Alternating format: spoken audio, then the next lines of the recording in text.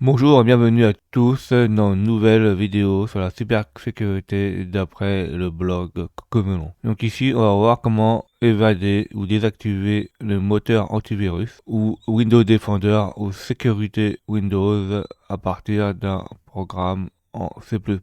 Donc bonjour passionnés de cybersécurité et de hacker blanc. Cet article est le résultat des propres recherches de la personne qui a fait le blog sur l'une des astuces les plus couramment utilisées par les logiciels malveillants dans la nature pour désactiver les ou le moteur d'antivirus de Windows 10 ou Windows. Alors c'est quoi Windows Defender ou la sécurité de Windows? Le logiciel anti-malware Windows Defender, maintenant connu sous le nom de Microsoft Defender Antivirus ou sécurité Windows, protège votre ordinateur contre les menaces externes. Microsoft a développé un antivirus pour protéger Windows 10 ou même Windows 11, les ordinateurs contre les menaces virales.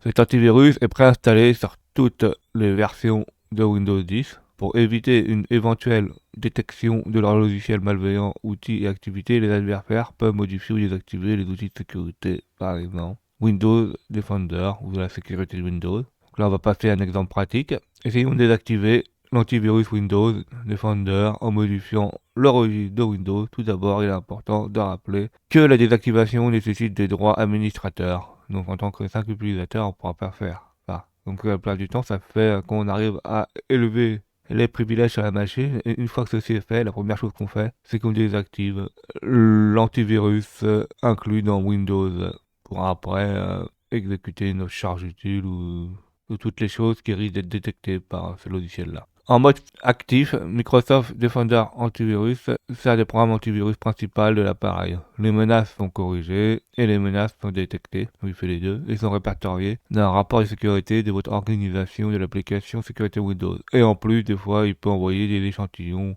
à Microsoft ou mettre en quarantaine, etc. Pour désactiver tout cela, il vous suffit de modifier les clés de registre et en créer. Donc là, on a un petit exemple.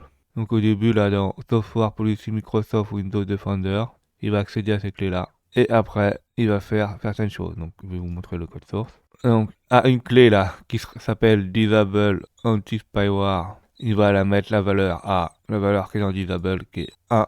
Il va créer une clé qui s'appelle Real Team Protection. Et dans ces clés-là, il va créer plusieurs clés. Donc il va créer le Disable Real Time Monitoring. Alors le premier là, c'est pour désactiver l'anti-spyware. Donc là, le Disable Real Time Monitoring. Donc il va désactiver la surveillance en temps réel en mettant 1. Après, il va désactiver le comportement, donc l'analyse comportementale. Donc le Disable Behavior Monitoring, il va mettre à 1. Il va désactiver le scan en temps réel en faisant Disable Scan on Real Time en mettant à 1. Et il va désactiver la protection en accès des fichiers avec Disable on Access Protection en mettant 1. Et il va désactiver aussi les entrées-sorties de l'antivirus, donc ces protections-là en mettant 1. Et une fois que ceci est fait, il va fermer toutes les clés qu'il a ouvertes et celles qu'il a construites. Mais comme je l'ai écrit plus tôt, cela nécessite des droits d'administrateur. Pour cela, nous créons une fonctionnalité qui vérifie ceci. Donc là, il va faire une fonction qui vérifie si on est admin ou pas. Donc à partir de token. Donc ici, il a une fonction qui renvoie un booléen, true ou false. Donc par défaut, il est mis en false, qui est non administrateur. Et après, il va essayer de récupérer des tokens. Et s'il arrive à ouvrir le token et à récupérer les informations du token pour devenir du token qui dit qu'on est administrateur, alors dans ces informations-là, elle va dire est-ce qu'on est administrateur ou pas avec is elevated. Donc avec élève token is elevated. Et dedans, il y aura true ou false suivant si on est admin ou pas. Si le token est ouvert, il faut bien le fermer à la fin. Et là, à la fin de la fonction, il va nous retourner est-ce qu'on est en administrateur ou pas. Donc vrai ou faux. Depuis Windows Vista, l'UAC constitue une fonctionnalité cruciale pour atténuer certains risques associés à l'évaluation de privilèges. Oui, ça permet de faire du contrôle de droit. Donc sur l'UAC, les comptes des groupes administrateurs locaux disposent de 2 jetons d'accès. Donc l'un avec des privilèges utilisateurs standards et l'autre avec des privilèges administrateurs. Donc en fait, c'est quand on fait le clic droit et exécuter en tant qu'administrateur que ça nous met le jeton administrateur. Tous les processus, y compris l'explorateur Windows, donc Explorer, hack.exe, et aussi ça peut être toutes les fenêtres, sont lancées à l'aide d'un jeton standard, ce qui restreint les droits du privilège processus. Donc en fait là on est mis en droit utilisateur. Si l'utilisateur souhaite des privilèges élevés, il peut sélectionner exécuter en tant qu'administrateur pour exécuter le processus. Donc cette option du processus permet tous les privilèges en droit administratif.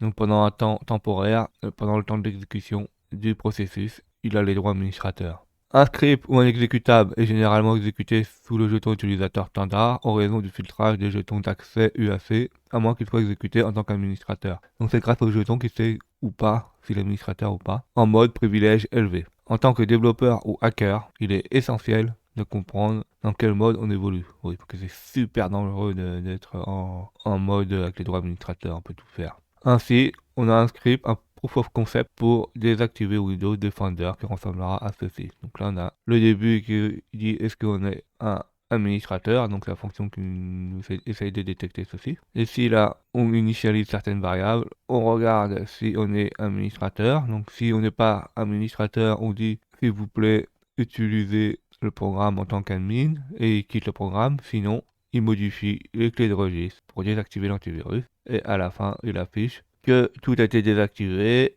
Pressez une touche pour redémarrer et appliquer ceci. Il fait une pause, on appuie et là, il éteint l'ordi.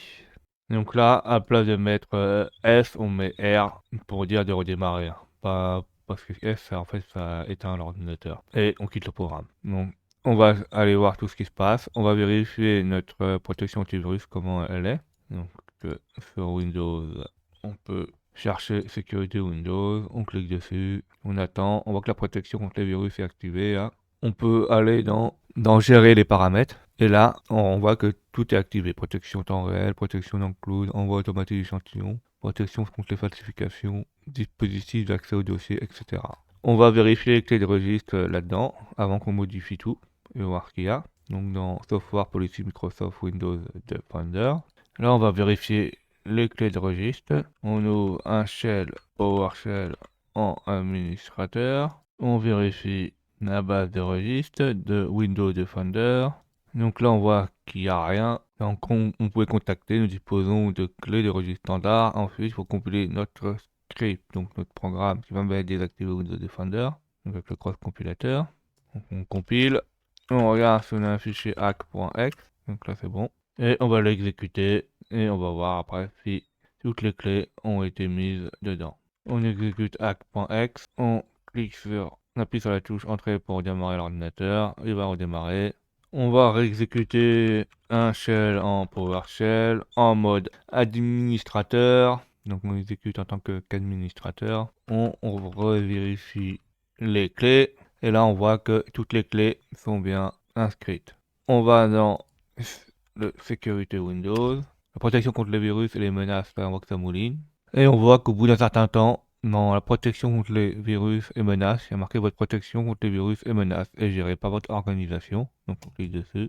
Et on voit que votre protection contre les virus et menaces est gérée par votre organisation. C'est marqué en rouge avec une petite croix là. Aucun fournisseur antivirus actif. Votre appareil est vulnérable. Donc là, ça veut dire qu'en fait, l'antivirus a été désactivé. Donc pour l'exactitude, vérifier Windows Defender Security Center, donc là qu'on vient de faire. Donc on a eu les certains messages là que je vous ai montré. Et comment on peut contacter, tout fonctionne parfaitement. Bien sûr, cette astuce n'est pas nouvelle. De nos jours, les acteurs malveillants peuvent altérer les artefacts déployés et utilisés par les outils de sécurité. Donc on peut désactiver ou essayer d'évader par plein de techniques les outils de sécurité. Les produits de sécurité peuvent charger leurs propres modules et modifier ceux chargés par le processus pour faciliter la collecte de données. Donc en fait, ils peuvent s'adapter pour analyser nos logiciels malveillants. Et les adversaires peuvent décrocher ou modifier d'autres manières les fonctionnalités ajoutées par les outils pour éviter de les détecter. Donc en fait, ils peuvent éviter de faire du hooking ou modifier leurs fonctionnalités, par exemple les chiffrer pour s'évader des logiciels de détection de menaces. Alors cette astuce est utilisée par les ransomware Maz et Pisa dans la nature. Dans la partie suivante, j'apprendrai à rechercher une astuce dont le but est de priver le processus antivirus des privilèges grâce auxquels il peut rechercher les fichiers malveillants. On verra ça après. Et alors là, ce qu'on a fait, faut faire attention, des fois, si vous faites des mises à jour sur Windows 10 ou Windows 11, c'est pas sûr que cette technique fonctionne à 100%. Ici, là, ça s'agit que des cas pratiques à des fins pédagogiques, juste pour apprendre, hein, pas faire ça dans un cas réel. J'espère que vous avez appris plein de choses. N'hésitez pas à mettre des commentaires en retour, à mettre des pouces bleus, à vous abonner, à cliquer sur la cloche de notification pour être au courant des nouvelles vidéos que je sors.